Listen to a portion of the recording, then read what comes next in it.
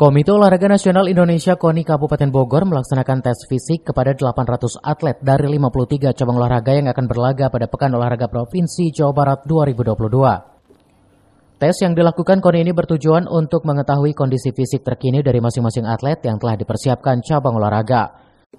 Wakil Ketua 2 Bidang Prestasi KONI Kabupaten Bogor, Dedi Budi Sumardi, mengatakan para penguji dilakukan para pelatih nasional. Bahkan hasil dari tes parameter ini nantinya ada rekomendasi tim penguji kepada seluruh cabang olahraga. Sehingga para pelatih akan mengetahui kondisi para atletnya seperti apa setelah mengikuti tes. Para atlet yang mengikuti tes ini juga berbeda-beda menjalani cek fisiknya seperti catur, biliar, dan brig itu berbeda dari cabang terukur.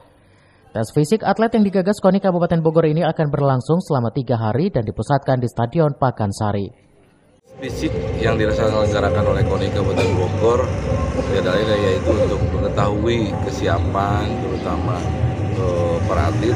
Nah, ini adalah merupakan sudah mengarah ke penghujung, jadi bukan tes ini karena untuk mengetahui saja, dan tes fisiknya sendiri sudah ada dicabor.